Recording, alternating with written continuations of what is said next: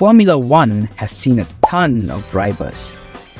From its very first official Grand Prix in 1950 until now, we have known some truly incredible wheelmen of brilliance, some awe-inspiring, some motivational, and some absolutely unbelievable. Mitä mielestä muistaa?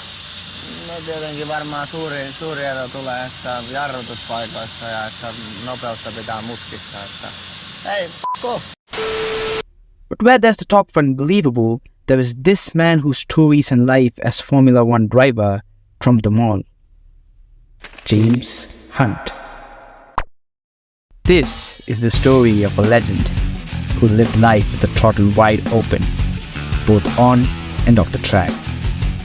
Welcome to the Playboy of F1, the James Hunt story. Before Formula One was full of highly professional drivers dedicating their lives only to the sport, there was the 70s era. An era that James Hunt ruled its escapades. Most of us are aware of the incredible life of the British world champion. However, if you aren't, know that James Hunt won the Formula One World Championship in 1976 and was the rival of three-time champion Niki Lauda on the track. Off the track, Hunt amassed more wives than championship titles.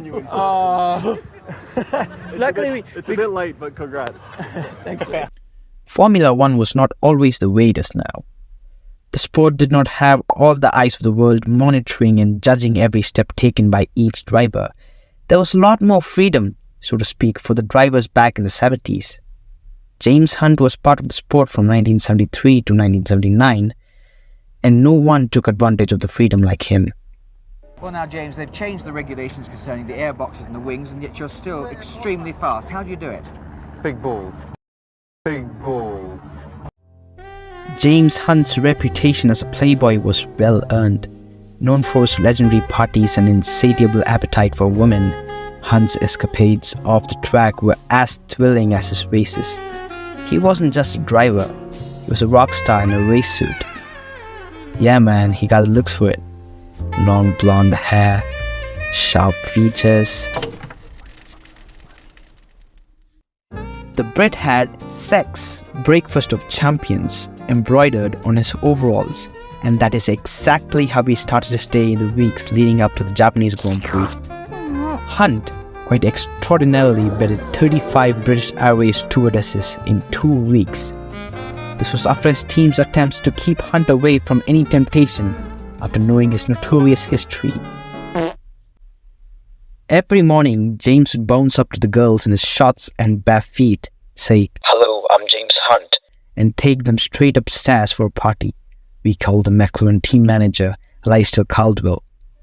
35 might look huge, but it was merely rookie numbers for Hunt. To be exact, this blonde-haired playboy had a body count of over 5,000 in his life. I'm not lying, it's 5,000. Famously, Hunt once had sex in the paddock just before the start of Grand Prix.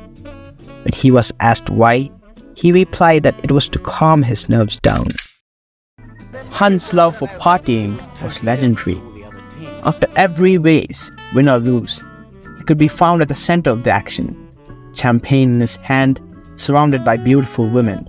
His marriage to Susie Miller was as high profile as it was short-lived, ending in a scandalous affair with actor Richard Burton. His relationships were as high-octane as his racing. From fleeting flings to headline-grabbing affairs, Hunt's love was a tabloid dream.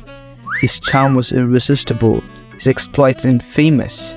Hunt was for sure notorious, frequently immersing himself in excessive drinking, drug use, and other unconventional activities. James Hunt was the bane of the late Niki Lauda's existence. The Austrian three-time world champion was the embodiment of professionalism and lived and almost died for the sport. His biggest rival in the 70s era, especially in 1976, was Hunt, and as we know now, he was the complete opposite of the Austrian. The Rat, as they call Niki Lauda, couldn't compete with James Hunt in terms of the looks department, but on track, he put Hunt to a chokehold. at least until Lauda got caught in the infamous Nürburgring fire 1976 season. The Brit caught up to the Austrian in his absence in the following races. When he was within sight of the championship, he became very intense and hyped up. I don't know, he might have been so uptight that he used to pee up against the fence in front of the spectators before the start. Or it might just been a hangover. However, Lauda's speedy recovery got the ball rolling again for the championship. It all came down to a showdown at the Japanese Grand Prix. However, Hunt, being true to his core, was nowhere to be found in the moments leading up to the race. A frantic Williams boss, Patrick Head, was searching for Hunt when he heard a noise. He discovered Hunt with a Japanese girl in the pit garage doing... we'll leave that to your imagination. The Williams boss zipped Hunt and dragged him to his car for the race. The extreme conditions of the race saw Lauda retire because of his extreme injuries sustained during the crash in Germany. Hunt capitalized and dragged himself to a dramatic third-place finish, all he needed to win his maiden championship. Despite his wild and unhinged ways, Hunt was beloved by fans. He was approachable, charming, and always up for a good time. His antics may have been scandalous, but they only added to his allure. Hunt himself once said in a 1976 interview when asked about his Playboy status, define a Playboy. I don't know, I like playing.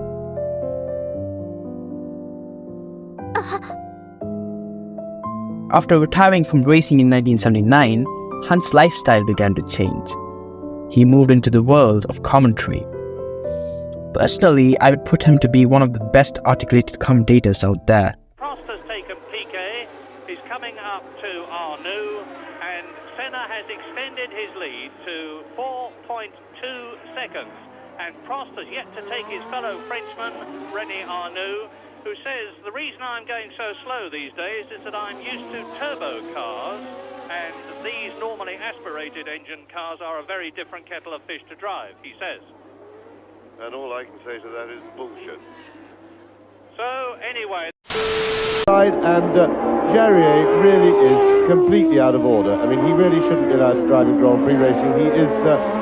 he's got a mental age of 10 in the first place, and that was absolutely disgraceful for a driver of his experience. And I would think that the authorities have really got to look at driving like that and do something about it, because he should certainly have a short suspension for that, and for being himself, he should have a permanent suspension. See it again, and you'll see that Mansell is coming inside. He should know he's there. He's leading the race, and look at this idiot.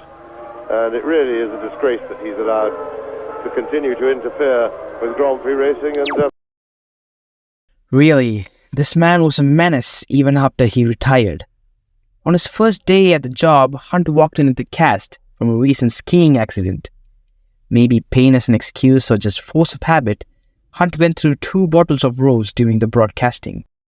The Brit even rested his feet on his co-commentator's lap during the race. The life of this Brit became a cautionary tale, but in today's day and age, no one can live the James Hunt life anymore in the sport. However, if it weren't for James Hunt, we wouldn't have this extraordinary tale to tell.